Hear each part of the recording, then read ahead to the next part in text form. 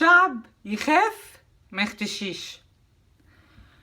الجملة دي كانت بتقلي من 4 سنين لمدة 100 يوم لما كنت بحاول أتعامل بالإنسانية والفطرة والمعاملة الأمريكية في مصر. وشكرا للخوف بعد ما حصل لي موقف هدد سلامة حياتي قطعت تذكرة ورجعت.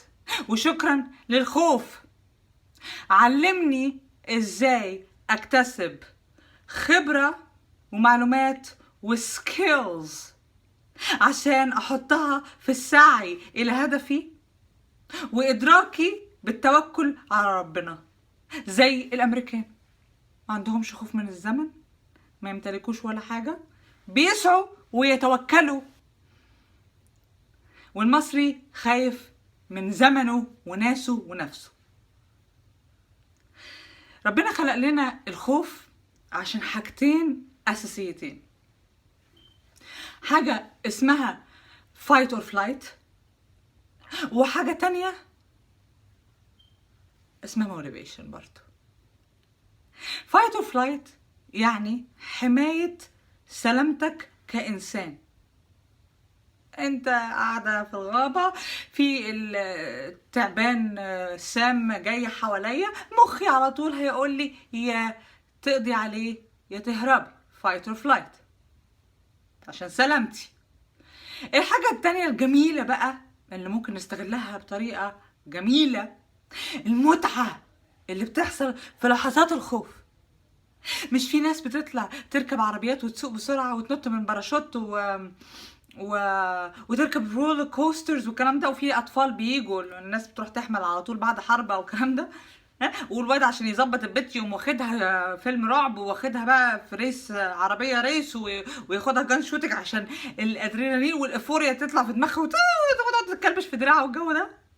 في متعه من الخوف ممكن توجه سلوكياتنا للاستكشاف والعلم. انا عايزه ادخل الغابه عشان اكتشف ايه اللي فيها، بس انا خايفه لان فيها حيوانات هتفترسني. متعلمه ازاي احمي نفسي واضرب نار واولع في معرفش ايه والحاجات اللي هي البني ادم بيستخدمها في الغابه عشان يعرف يدخل الغابه دي وهو مستمتع. ففي حاجتين بتعلمني المتعه وفي نفس الوقت بتعلمني المغامره وبتعلمني ان انا اتعلم ازاي واكتسب حاجه واخدها ليا. الفوبيا دي موضوع تاني خالص هتكلم فيه لوحده، مش هينفع دلوقتي. فانتي لو خوفك من الزمن ومن الناس وان ولادك وجوزك الحمد لله كويسين بس برضه خايفه عليهم، او مثلا الباص بتاعك او انت رايحه تعملي انترفيو فقاعده خايفه من الراجل اللي انت اصلا ما شاء الله كفاءه بس خايفه برضه تقولي له كلمه عشان هو اعلى منك، ده ضعف ايمان. انت ربنا رازقك بحاجات كتيره جميله. ربنا رزقنا في مصر انتوا بحاجات الامريكان مش حاسين بدول غلابه، دول ماشيين في ساقيه من غير شعور، مش عارفين يحسوا زي ما انتوا بتحسوا، ما عندهمش نعم العيله واللمه والكلام ده كله زيكم، بيروحوا ياخدوا ادويه عشان خاطر يحسوا بحاجه. دول فعلا غلابه، دول اللي الواحد يصعب عليهم، يصعبوا عليه، مش انتوا بتظلموا نفسكم.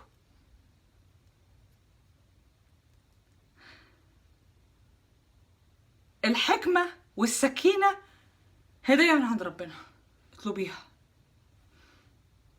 اطلبيها. في نفس الوقت سعيك المستمر في العلم في أي حاجة عشان to master it، عشان تتقنيها، تتقني التربية، تتقني الانترفيو. السعي ده بيولد عندك حاجة اسمها الثقة بالنفس، واهم حاجة عشان تحرسي ثقتك بنفسك دي تكوني واثقة في ربك. هي عملية حسابية، احنا حسابات البشر 1 زائد 1 يساوي 2، صح؟ حسابات ربنا بقى 1 زائد 1 يساوي من 2 ل2 بليون لانفينيتي، بس هو بوقته. هتقولي انا واثقة فيك، هيديكي على طول. انا بقولك كده لاختي الصغيرة عشان ساعات مخها بيبقى عملي زيادة عن اللزوم، اقول لها بصي انتي هتشكي فيه خلاص هيديكي على قد شكك. تدخلي الانترفيو بتاعك خلاص انا واثقه في ربنا، عملت اللي عليا، بتكلم بثقه، خسرت فشلت هيقول لي روحي اعملي شغل كمان، ولا روحي اديني كورس كمان اتعلمهولي. حاضر، مش مشكله، بروح رياضيه. مفيش اي سبب يخليكي خايفه من الحاجات الدنيويه دي. امال لما تيجي تقابلي ربنا هتبقى عايز حاسه بايه؟ الحاجه اللي بتفوقني من خوفي في اي حاجه في الحياه قلت النيله. امال لما اجي اقف قدام ربنا بقى، وانا وقفت قدام محاكم وقدام جادجز وقدام حاجات كتيره يعني كانت قويه، اوكي، فعملت عهد بيني وبين نفسي اني اهم حاجه اكون مصحيه صوت الروح اللي جوايا وانا بسعى. في تيبس صغيره منها المديتيشن، منها النوم كويس والاكل كويس، وطبعا تحطي نفسك بناس كويسه عشان السموم اللي هتسمعيها من دماغك. بس انا اتكلمتها بحاجات كتير، بس انا عايزاكي تعرفي يعني ايه خوف. ومشكله الخوف عندكم انا اسفه ان هي ضعف ايمان. سلام.